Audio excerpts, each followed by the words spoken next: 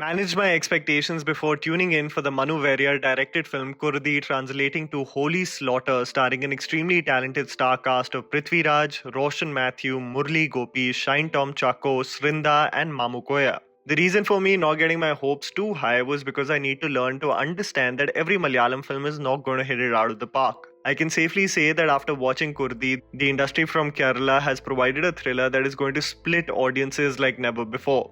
The film focuses on a rubber tapping laborer that lives secluded in the mountain ranges, Ibrahim, played by Roshan Matthew, who is coping with a traumatic event that has impacted his personal life. On a random night, when an injured cop lands up at his doorstep with an individual accused of a crime, several characters come in and out of the mix, leading to the premise of Kurdi. On this one fateful night, each character's personalities, beliefs, and ideologies are confronted, and without giving anything away, Prithvi Raj has beautifully spoken about the basic theme of the film, where an unstoppable force of violence meets an immovable object of faith. Without further ado, let me tell you the good and bad aspects of Kurdi so that you guys can ultimately decide whether to watch it on Amazon Prime Video or not. The underwhelming aspects, small details. So the film is extremely heavy with respect to the social commentary it imparts through its dialogue. What I have to say about the film is that while it may probably be the most relevant written material we have seen in a long time that provides a reflection to the current polarizing social fabric of our country, it is also sometimes on the nose with respect to its writing. And what I mean by this statement is that when the action is at its peak and characters are pushed to the wall where they have to create important decisions, the dialogue often has characters in a circle talking about various facets of the current state of man. While this imparts a compelling documentary on our predicament as a society, it often takes away from the gruesome and gory events taking place in the film. This is of course only momentarily, but I just wanted to mention it as it does often happen even though the film has an extremely tight screenplay.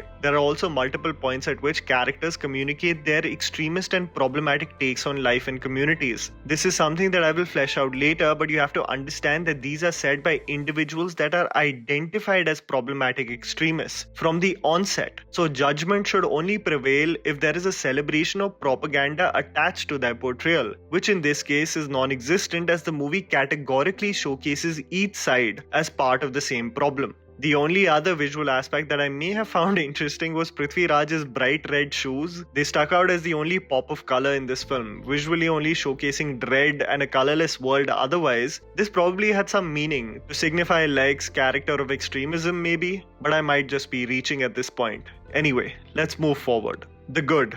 The cinematography. The film is a treat to the eyes, and cinematographer Abhinandan Ramanujan has excelled tremendously in not only capturing the dense forests around which the laborers work and function, but has especially captured the claustrophobia that exists on that one fateful night, where characters have their own motives and intentions. The film showcases a careful use of many camera techniques, from it being rigged to the actor facing them communicating to the audience a sense of uneasiness, something that we have seen in films like Kala, Requiem for a Dream, and Devdi. As the film assumes that there is a constant threat ahead, there is an excessive use of Dutch angles throughout the storyline, which portray the psychological uneasiness or tension in the environment. There will also be several close-up shots in the film that allows the characters to establish a strong emotional connection with the audience, and for us to intimately see details in the subject's face, to have an idea of what they may be going through. The film's visual grammar is something that I absolutely fell in love with. Background score and music.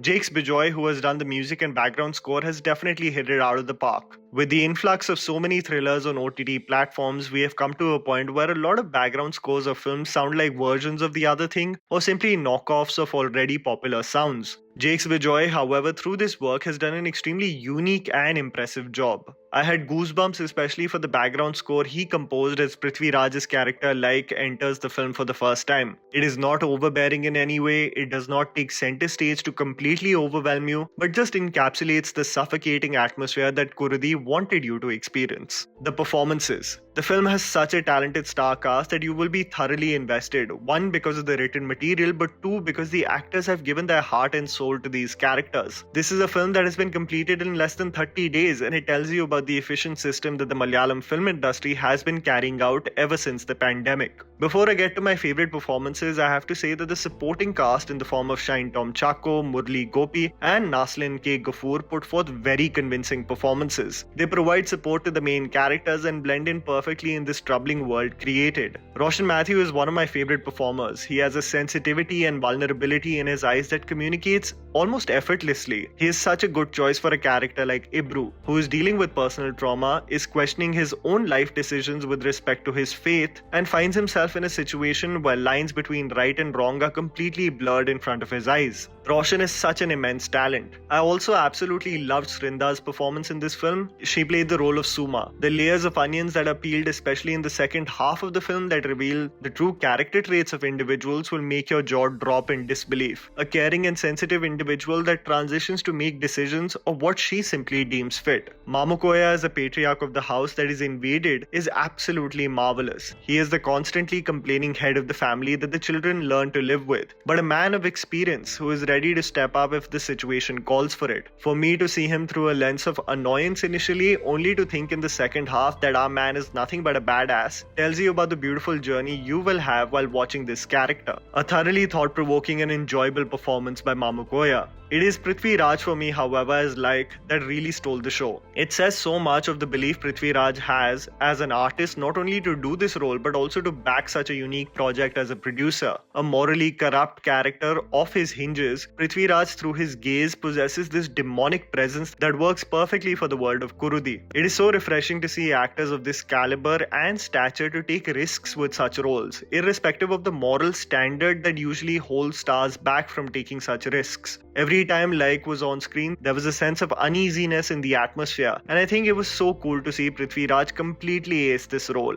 The writing. Probably the biggest debate around this film will be its writing by Anish Palyal. There is a commentary provided on belief, faith, and the polarizing world of hate that we live in today. If you are a person who defines themselves strictly on the basis of the religion you practice or a set of ideals you have deemed fit as fully encompassing your character, this film will question it, and either you will be convinced of the several questions asked or absolutely be enraged by it. I was talking about this specific case on how is it that Tamil and Malayalam cinema can have such a commentary on religion, while when Hindi cinema attempts it is absolutely roasted to oblivion. It is probably the dissemination of the Hindi language, or probably the lack of nuance in the Hindi stories of the politics that they want to communicate. Irrespective, I'm clear about the fact that this same film in the Hindi language would have been muddled with boycott and outrage campaigns because it will definitely rub people the wrong way. The film's screenplay is extremely precise. Very small details from a beehive to a sacrificial lamb have some consequence to this storyline. The film questions on whether as humans we can truly be morally upright all our lives, how loss and dealing with it manifests in different ways,